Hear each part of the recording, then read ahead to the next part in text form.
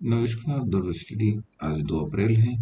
Discuss करेंगे current affair के most important questions detail के साथ ही जानेंगे जॉब एजुकेशन। आज के दिन राजस्थान में न्याय प्रणाली लागू हुई। इससे पहले रियासतों में अलग अलग व्यवस्था थी। सुप्रीम कोर्ट ने यूपी सरकार को फटकार लगाई है दूसरी व्यवस्था के लिए, और जो प्रभावित लोग हैं उनको 10-10 लाख रुपए मुआवजा देने के आदेश दिए हैं। साल 1949 राजस्थान प्रशासन का पुनर्गठन हुआ था। राजस्थान का वर्तमान स्वरूप 7 चरणों में 19 रियासतें और 3 ठिकानों के विलय के बाद बना। 30 मार्च 1949 को ग्रेटर राजस्थान का गठन हुआ, जिसमें जयपुर, जोधपुर, बीकानेर और जैसलमेर की बड़ी रियासतें शामिल की गई। इसके बाद 2 अप्रैल 1949 को राजस्थान में प्रशासनिक पुनर्गठन लागू किया गया ताकि नई व्यवस्था को सुचारू रूप से संचालित किया जा सके। इससे पहले हर रियासत की अपनी अलग न्याय प्रणाली थी। इसके तहत 29 अगस्त 1949 को हाईकोर्ट की स्थापना जोधपुर में की गई और पूरे प्रदेश की इसकी न्यायिक व्यवस्था सख्ती लागू की गई। 26 जनवरी 1950 को भारतीय संविधान लागू होने के बाद राजस्थान हाईकोर्ट औपचारिक रूप से अस्तित्व में आया।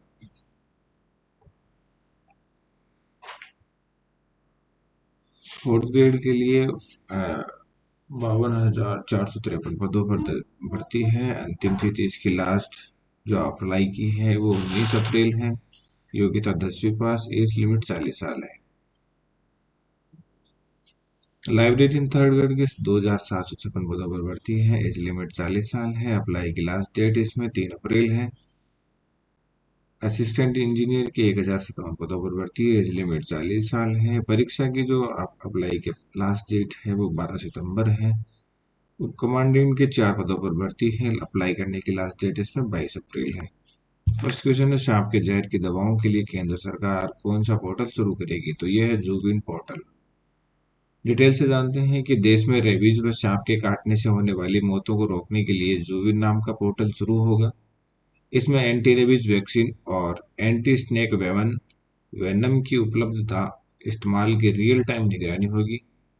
दिल्ली, मध्य प्रदेश, असम, पुडुचेरी और आंध्र प्रदेश में इसे पायलट प्रोजेक्ट के रूप में शुरू किया जाएगा। यूविन एक डिजिटल प्लेटफॉर्म है जिसे कोविड-19 वैक्सीन प्रबंध प्रणाली कोविन की तर्ज पर तैयार किया गया है। ये प्लेटफॉर्म भारत के सार्वभौमिक टीकाकरण कार्यक्रम यूआईपी यूनिवर्सल इम्यूनाइजेशन प्रोग्राम का हिस्सा है, जो राष्ट्रीय विज्ञान मिशन एनएचएम के प्रजनन और बाल विकास कार्यक्रम के अंतर्गत आता है। दृष्टिहीनों के लिए विश्व का पहला अंतर्राष्ट्रीय विश्वविद्यालय कहाँ खुलेगा? तो यह है ओडिशा में खुलेगा। ओडिशा के कटक के बारगा क्षेत्र में लगभग 40,000 एकड़ भूमि पर इस विश्वविद्यालय का निर्माण किया जाएगा। इस विश्वविद्यालय का नाम भीमा भोई विश्वविद्यालय रखा जाएगा, जो 19वीं सदी के प्रसिद्ध दृष्टिहीन कवि और समाज सुधारक भीमा भोई के नाम पर सम्मान होगा। विश्वविद्यालय की स्थापना में जापान के सुकुबा विश्वविद्यालय का सहयोग भी प्राप्त होगा। सुकुबा विश्वविद्यालय नेत्रहीन छात्रों के लिए प्रसिद्ध संस्थान है। भारत में लगभग 50 लाख से अधिक दृष्टिहीन लोग हैं जो रजिस्टर्ड हैं, जिनमें से ओडिशा में लगभग 5.21 लाख लोग रहते हैं। इनमें से लगभग 2 लाख युवा हैं। देश में कहीं भी मुफ्त और कैशलेस इलाज के लिए राजस्थान सरकार ने कौन सी सुविधा लागू करने की घोषणा की है? यह है तो इंटर स्टेट पोर्टेबिलिटी। राजस्थान सरकार ने मुख्यमंत्री आयुष्मान आरोग्य योजना के तहत इंटर स्टेट पोर्टेबिलिटी सुविधा लागू करने की घोषणा 2023 में की थी। 2 महीने में इस योजना को लागू करने की योजना है। इस पहल का उद्देश्य राज्य में नागरिकों को देश भर में कहीं भी मुफ्त और कैशलेस इलाज की सुविधा प्रदान करना है। नेक्स्ट है, भारत का पहला वर्टिकल लिफ्ट रेलवे पुल कहाँ पर बनाया गया है? तो यह है तमिलनाडु। रामेश्वरम द्वीप को मुख्य भूमि तमिलनाडु के मंडपम से जोड़ता है और पुराने पंबन ब्रिज का आधुनिक विकल्प है जो करीब 2.07 किलोमीटर लंबा है। वर्टिकल लिफ्ट तकनीक का मतलब है कि इसका मध्य भाग ऊपर उठ सकता है ताकि समुद्री जहाज और नौकाएं आसानी से गुजर सके। पहले का स्विंग ब्रिज बाईं ओर से दाईं ओर घूमता था, जबकि नए पुल सीधे ऊपर उठेगा जिससे पानी के जहाजों को अधिक ऊंचाई मिल सकेगी।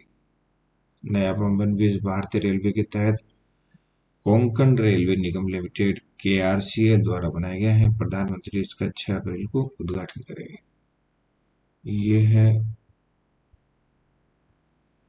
ये रामेश्वरम।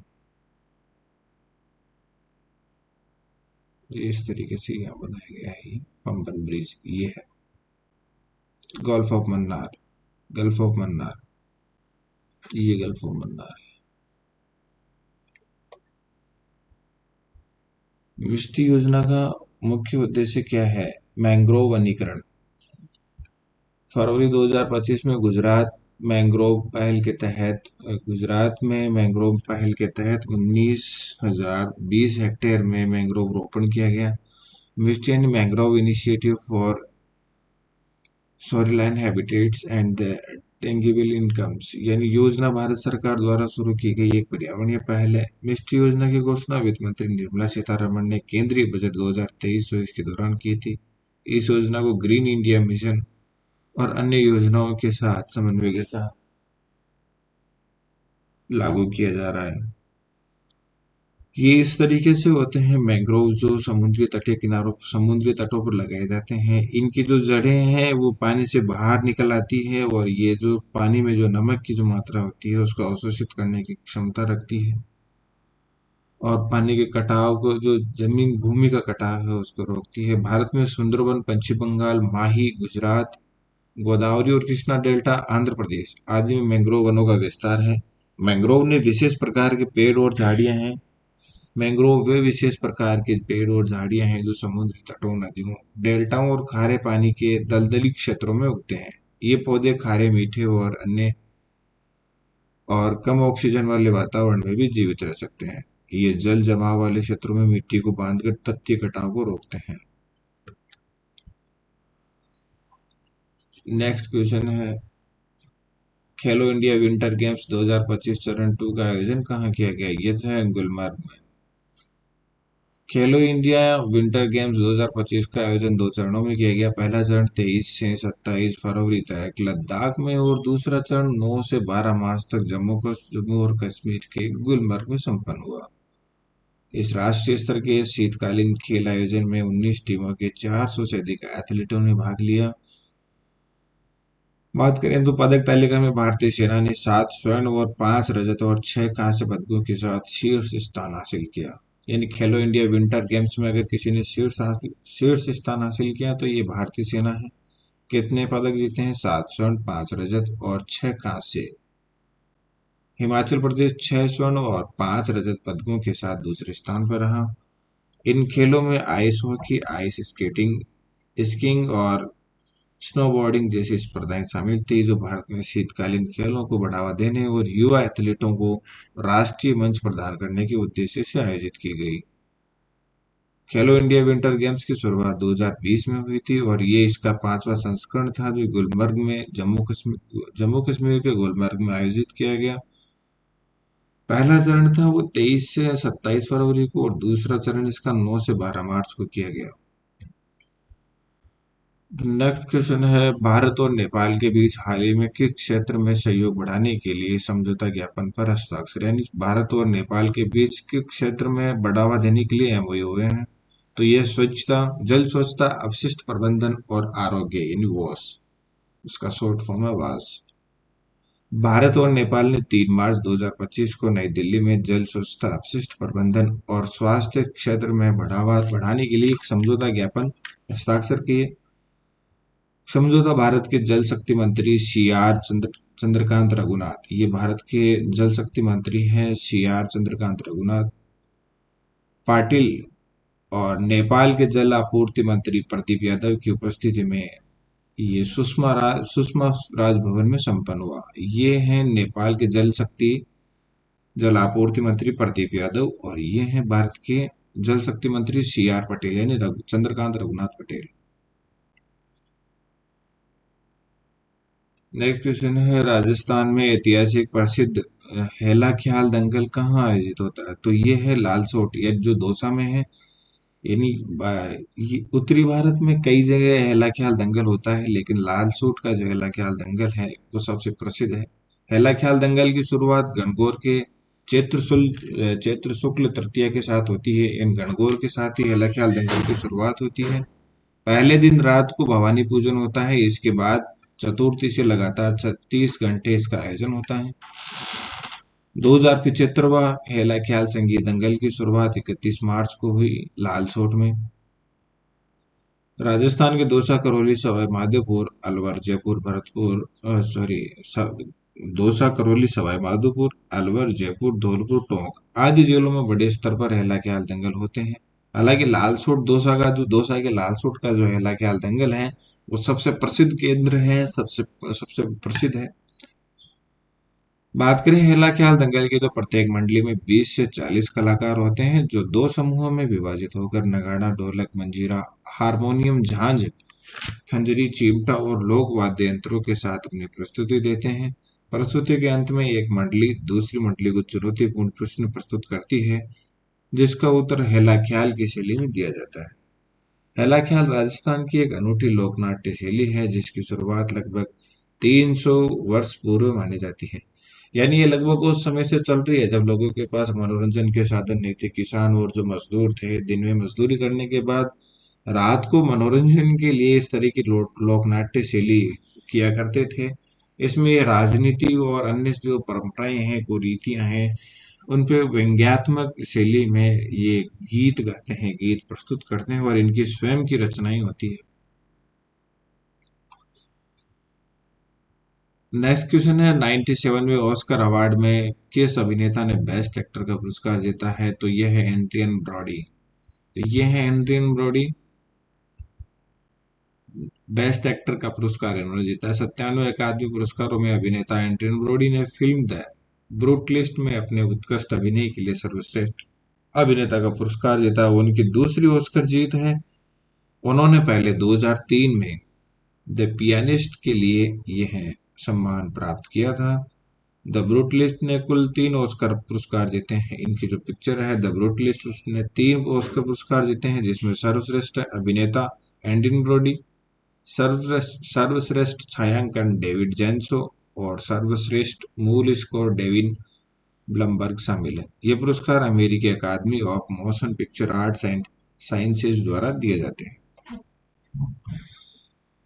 नेक्स्ट है, भारतीय विदेश व्यापार संस्थान IIFT ने किस देश के Antwerp Flanders port training centre के साथ समझौता ज्ञापन पर हस्ताक्षर किया, यानी MOU किया है? तो यह है बेल्जियम।